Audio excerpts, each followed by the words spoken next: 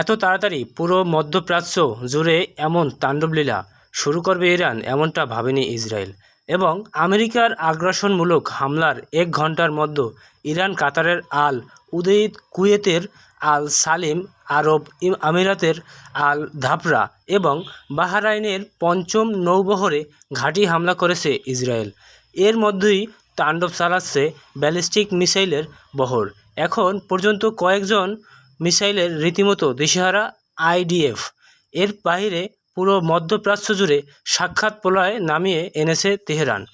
বাহরাইনের মার্কিন নৌবাহিনীর পঞ্চম ফ্লিট লক্ষ্য করে মিসাইল ছুড়েছেন তেহরান। বার্তা সংস্থা রয়টার্স বলেছেন, বাহরাইনের চুফাই এলাকায় থেকে ধোঁয়া দেখা গেছে। সেখানে মার্কিন নৌবাহিনীর ঘাঁটি অবস্থিত।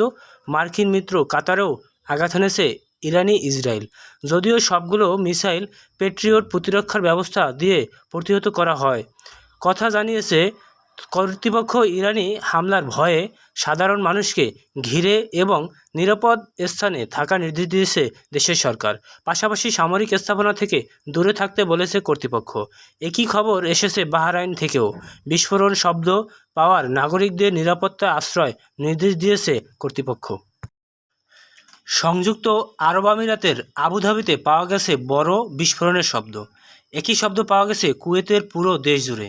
বেজে উঠেছে সতর্কতা সাইরেন। ইরাক, সিরিয়ার আকাশ জুড়ে একের পর এক যুদ্ধবিমান। ইরাকের আকাশ খুব নিচ দিয়ে উড়ে যেতে দেখা গেছে 10টি মিসাইলের বিশাল বহরকে। ধারণা করা হচ্ছে এগুলো ইরানের বর্ডার পেরিয়ে আঘাত হানবে 1200 উপসাগরীয় অঞ্চলের। এর মধ্যে কাতার আর বাহরাইনের থাকা মার্কিন নাগরিকদের সতর্ক থাকতে বলেছে যুক্তরাষ্ট্র।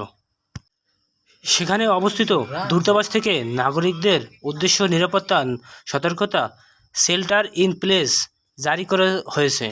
পরবর্তী নির্দেশ না দেওয়া পর্যন্ত এই সতর্কতা জারি থাকবে বলে জানিয়েছে কর্তৃপক্ষ। পুরো মধ্যপ্রাচ্য জুড়ে ইরানি মিসাইল তাণ্ডব আর ভয়ানক বিস্ফোরণে পুরো অঞ্চল জুড়ে সর্বাত্মক যুদ্ধের আতঙ্ক পড়েছে বলে মনে করছেন বিশেষজ্ঞরা।